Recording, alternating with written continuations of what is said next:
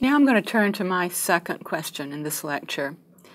When was and is terrorism perceived as a sufficiently grave threat to justify the use of military force outside a threatened state's borders? So let me start again, as I did before, with the period before September the 11th, 2001, and show you some continuities and some changes in states' willingness and ability to use military force against terrorism. As far as I know, the first use of military force against terrorism was in rescue attempts in hostage situations. What got the most attention in the early days was hijackings, and as I've pointed out, governments began to get extremely exasperated with these hijackings of their airliners, demands for ransom, if you didn't pay, blowing up the airliner. And the model of the successful rescue was in 1976 when the Israelis conducted a raid in Uganda on the Entebbe airport and rescued one of their planes that had been taken over by a mix of West German and Palestinian terrorists. Now, a little reminder here is that in 1972, when Black September terrorists had seized some of the Israeli athletes in Munich, the German police tried to rescue them at the airport. Their police forces were undertrained, to say the least, and the result was the death of the hostages and some, but not all, of the terrorists. So the lesson was clear. You needed to have special forces, and you needed to be good at this. Now, Israel was spectacularly successful. Some of this might have been luck as much as their very well-trained and very efficient forces, but the example was extremely compelling.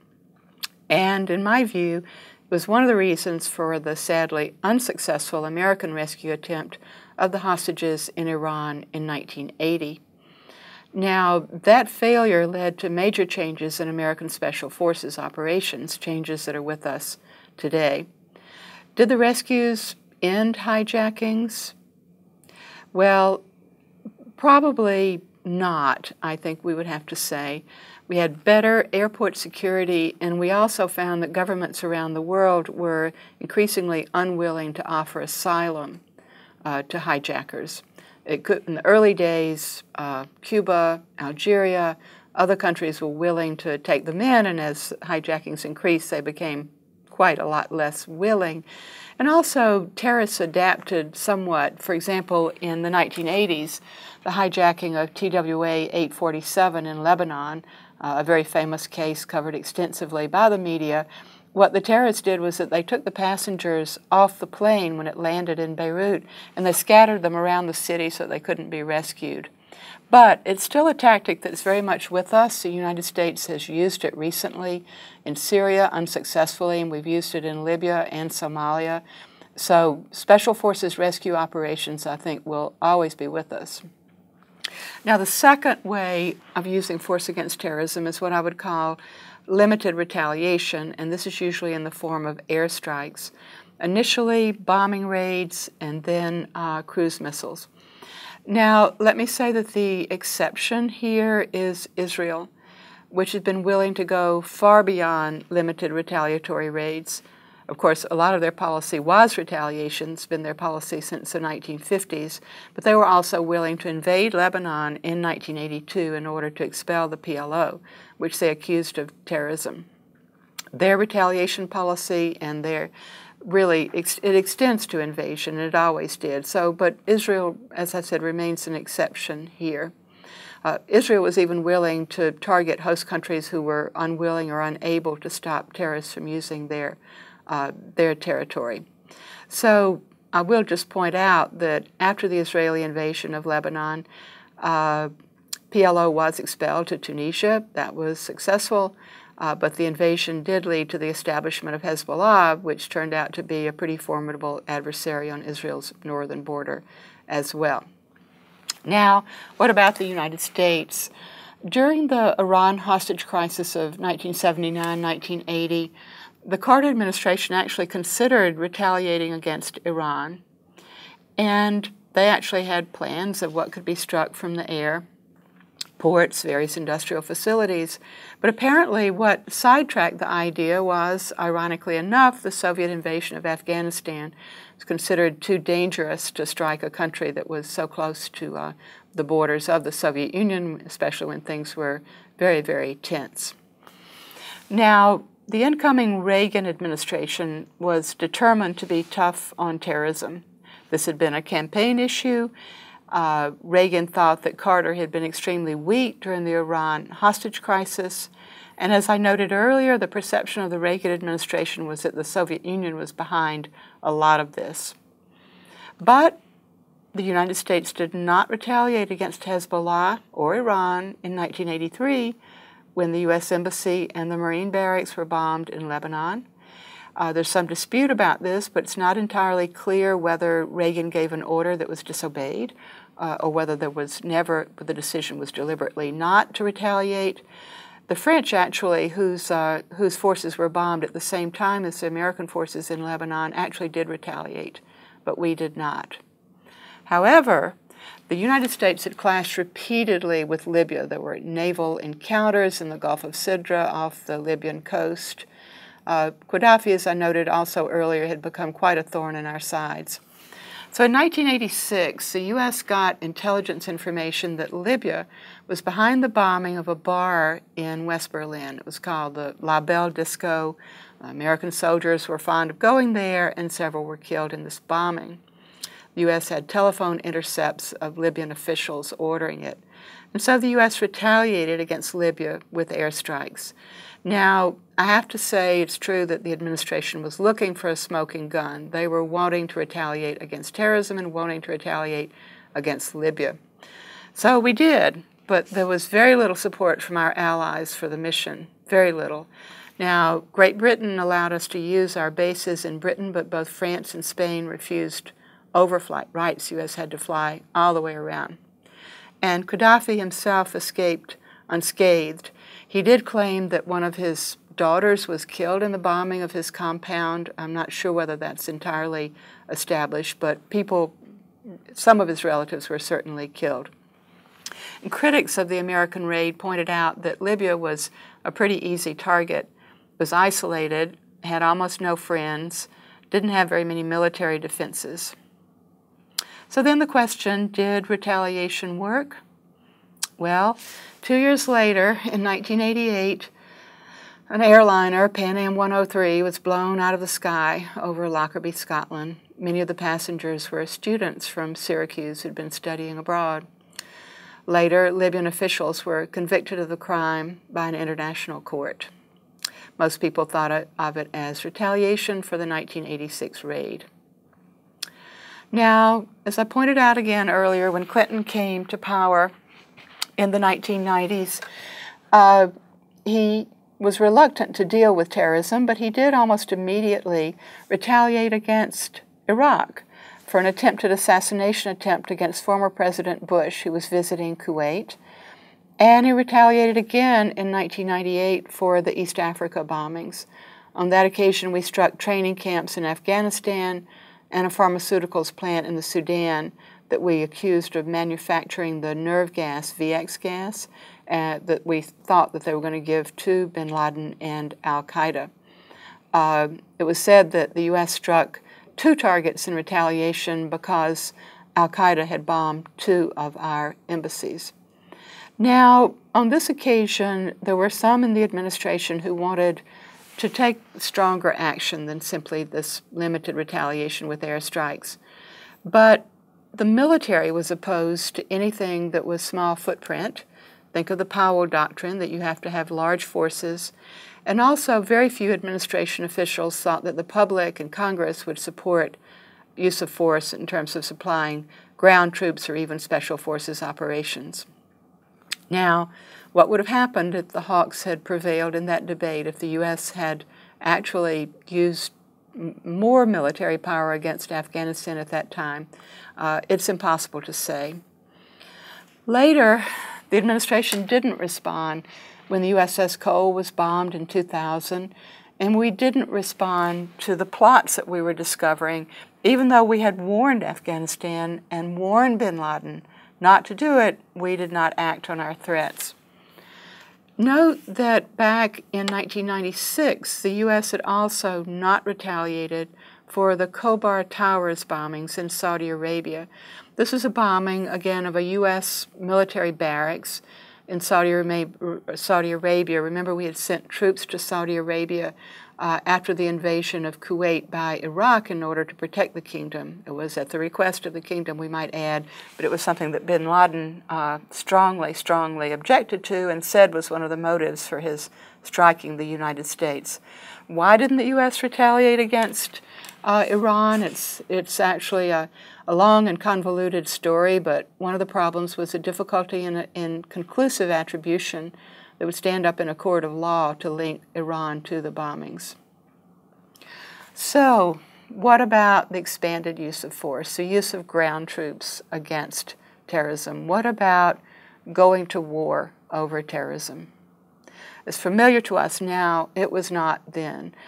Officials in the United States talked about war well before 9/11.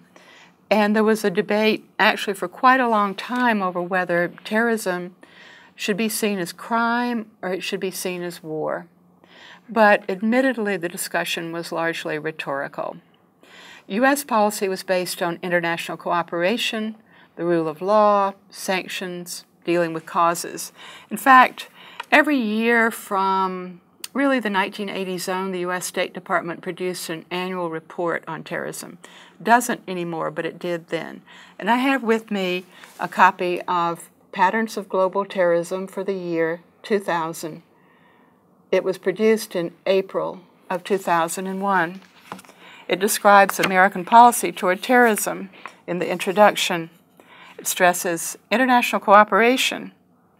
Here are the principles of American counterterrorism a few months before 9/11. Make no concession to terrorists and strike no deals. Bring terrorists to justice for their crimes. Isolate and apply pressure on states that sponsor terrorism. Bolster the counter-terrorist capabilities of countries that work with the United States and need assistance. The entire thrust of the introduction is on international cooperation. The tone is extremely optimistic about the successes of international cooperation, the trial of those responsible for the 1998 bombings, pressure on Afghanistan, denying financing to terrorists. Again, extremely optimistic in my view. And it concludes, the foundation of our efforts is diplomacy. Our diplomats and representatives are the front line of defense. We'll continue to use all U.S. tools and cooperate with allies to disrupt terrorist activity and build a world that is intolerant of terrorists. We'll never rest until we have brought to justice each terrorist that has targeted the United States and its citizens. The transition, thus, was rather stark.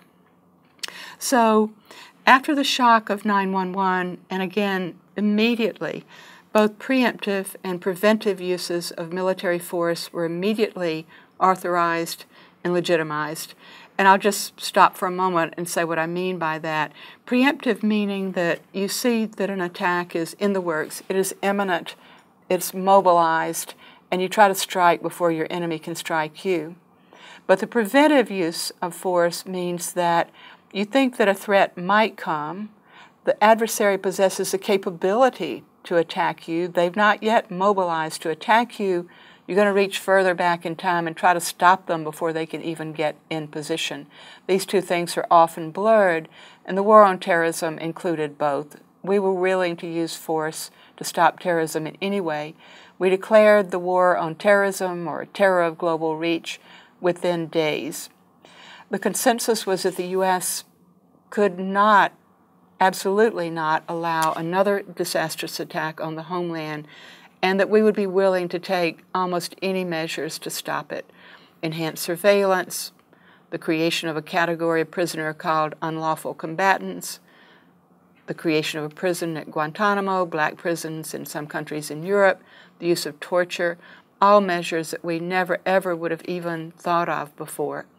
And in large part it was because the threat still appeared imminent. Nobody knew that it would not happen again. Now, the U.S., of course, knew where bin Laden was. We had been asking Afghanistan to turn him over for quite some time. The UN had asked Afghanistan to turn over bin Laden. They had consistently refused. So when we announced our intention to invade Afghanistan to destroy bin Laden, NATO invoked Article 5. We had ally support. This is a collective security provision that an attack against one from the outside is an attack against all. The Taliban continued to refuse to give bin Laden over. Pakistani leaders traveled to ask them, tried to convince their leaders that the consequences would be terrible. The U.S. was still offering a way out, actually, for a month or so. The invasion followed, and bin Laden escaped to Pakistan. We all have heard of how he probably escaped through the mountains of Tora Bora, and he was only killed in Pakistan in 2011, 10 years later. Now, some 13 years later, was the invasion of Afghanistan a success? The Taliban still pose a threat at home. Al-Qaeda is no longer there. What remains of Al-Qaeda is in Pakistan probably, but it's no longer apparently the major threat of the moment. Afghanistan has not been able to produce a unified government. The West is poised to withdraw, but leaving what behind? At the moment, uncertainty, and also uncertainty in Pakistan, which has seen rising extremism in the past 10 years. Now, I have to mention Iraq. We didn't invade Iraq because of terrorism. It was ostensibly because of weapons of mass destruction, although some people thought that al-Qaeda was linked to Saddam, wrongly. But it's inconceivable to think that we ever would have gone to war in Iraq had it not been for the 9/11 attacks. Of course, we've withdrawn from Iraq, and we've talked already today about the situation in Iraq. The Obama administration talked during the first term and during the second term of ending the war on terrorism, but it's been very difficult to reverse course for the administration. It's been extremely difficult to figure out what to do about Iraq and Syria. The United States is extremely reluctant to intervene with ground troops.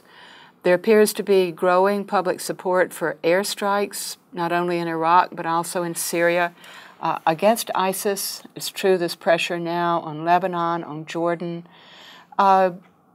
We simply don't, the president said not too long ago that we did not have a strategy and then tried to correct the impression that that left, but we don't have, at the moment, a really good long-term strategy for dealing with this threat.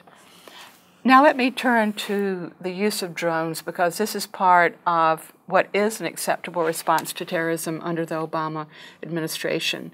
We're opposed to the use of ground troops, and there's little public support for it. And the preferred option, really from the beginning of the Obama administration, is limited airstrikes, but taking advantage of new drone technology.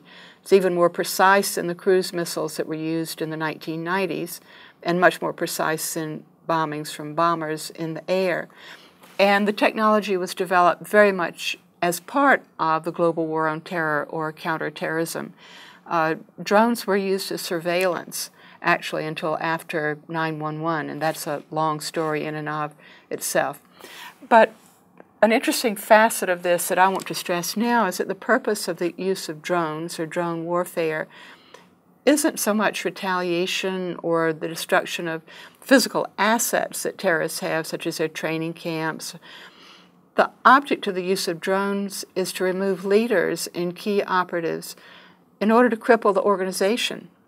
It's against the people in the organization, not their resources, not their training camps, and not even the states that support them. Now, this, I think, shows a certain belief in what disrupts organizations, and it shows something about our conception of the nature of the adversary as an organization rather than simply a bunch of guys or something more nebulous, more inchoate. But there is a lot of dispute among analysts as to whether the use of drones is successful, because sometimes replacement leaders turn out to be even more formidable and more ruthless as adversaries. Now, could we say that the death of bin Laden ultimately weakened al-Qaeda to the point of non-recovery, even if it took 2 or 3 years? It's really very hard to say what has weakened al-Qaeda and enabled ISIS, in effect, to now take the lead in jihadist terrorism. But this points to a reality, and that's that successful counterterrorism requires a long time. It requires patience. It requires the cooperation of other states whose willingness and ability may be questionable. And it's very difficult to eliminate the threat. The Bush administration talked initially about eliminating terrorism as a threat to our way of life. Obama at first didn't use that sort of language about eliminating it, but now we appear to have returned to that language, that we can defeat them, we can eliminate it. We have to take the constraints that I've outlined into account. Now, we've not given up on special forces raids, but they're risky. We need some troops on the ground, limited numbers for intelligence and training purposes, because we still can't rely on our allies in conflict zones. So we're not going to be able to get away with just using drones as a counterterrorism measure. So, in conclusion, what's the threat, and are we responding effectively to it? Where are we now? I would argue that a key problem that we still haven't resolved is that of states with weak capacity and strong, violent oppositions. Pakistan remains enormously alarming, not only because of its instability, but because of its nuclear weapons. Iraq is equally alarming. Its army folded entirely before the ISIS onslaught. Now, those in the counterterrorism field have devoted quite a lot of effort, which is often multilateral, sometimes through the UN, effort devoted to capacity building in countries that are threatened by terrorism, because if they weren't threatened by terrorism at home, we wouldn't be threatened by terrorism abroad. But there are very few success stories. Look at Mali, look at Nigeria. So, looking to the future, I would like to be more optimistic, but dealing with terrorism is mixed up with a host of other very problematic underlying conditions, including lack of democracy, weak state institutions, demographic pressures, corruption, ethnic and sectarian tensions, religious intolerance. And it remains both an international and a local problem, and thus resists solution.